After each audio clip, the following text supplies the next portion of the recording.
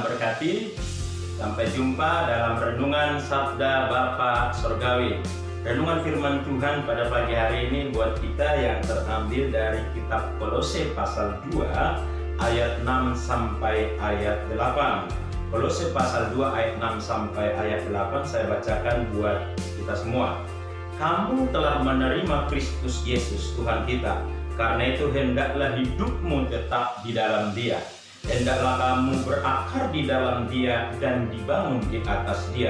Hendaklah kamu bertambah teguh dalam iman yang telah diajarkan kepadamu. Dan hendaklah hatimu melimpah dengan syukur. Ayat 8, hati-hatilah supaya jangan ada orang menawan kamu dengan filsafatnya yang kosong dan palsu, menurut ajaran turun-temurun dan roh-roh dunia, tetapi tidak menurut Kristus. Saudaraku, ayat kunci saya bacakan ulang dari ayat 8.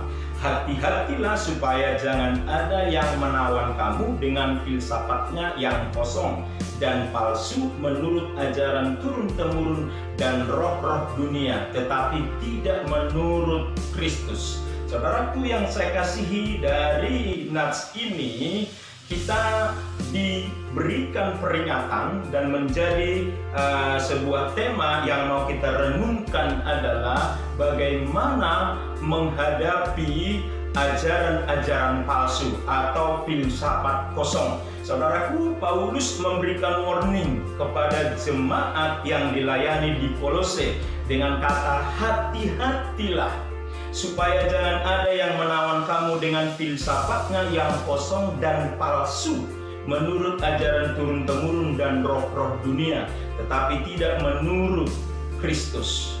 Artinya apa? Ternyata Paulus mau menyampaikan filsafat humanis, di mana filsafat humanis ini menekankan ada 3 hal. Yang pertama, pandangan dari filsafat ini di mana manusia dan alam semesta terbentuk dan ada secara kebetulan menurut filsafat ini.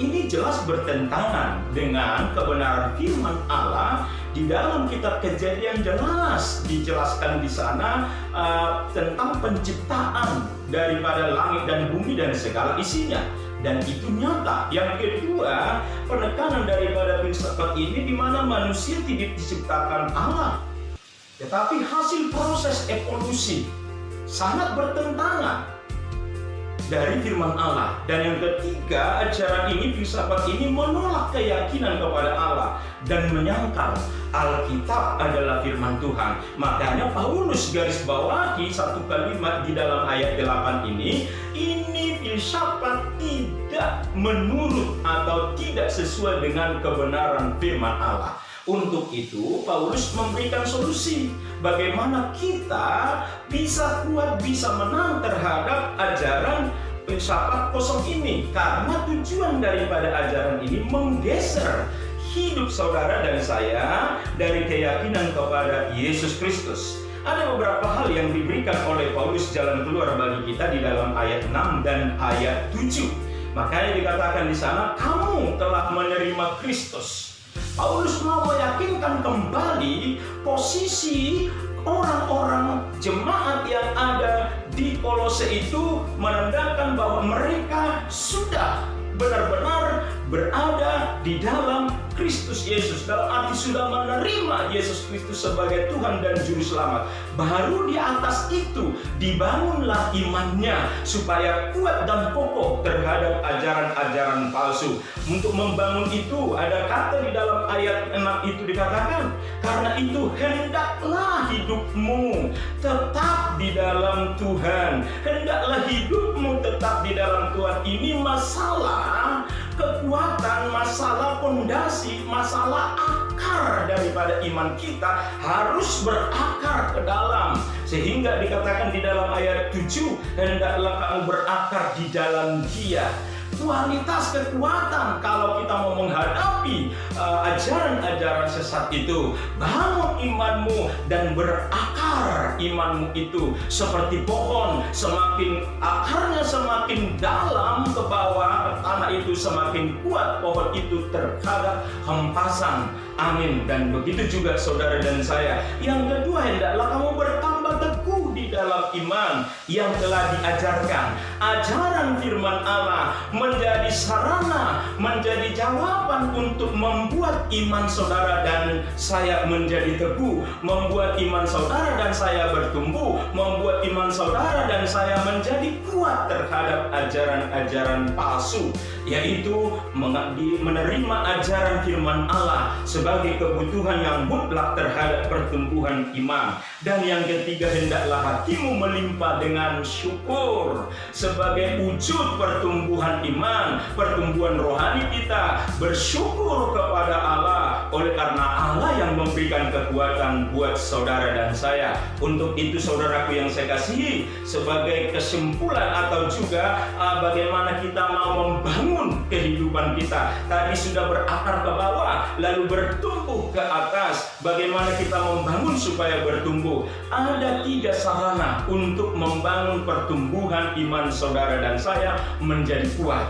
Adanya gereja. Gereja adalah tempat atau wadah untuk menikmati hadirat Allah, menikmati ibadah, menikmati kebenaran firman Allah. Ini adalah sarana untuk pertumbuhan rohani. Yang kedua, adanya Alkitab. Alkitab itu bukan hanya dibawa lalu sampai di rumah ditutup, tapi Alkitab tujuannya supaya kita membaca, merenungkan, karena Alkitab adalah roti hidup, kebenaran Allah yang menghidupkan iman saudara dan saya. Alkitab adalah firman Allah yang membawa hidup saudara untuk berkemenangan.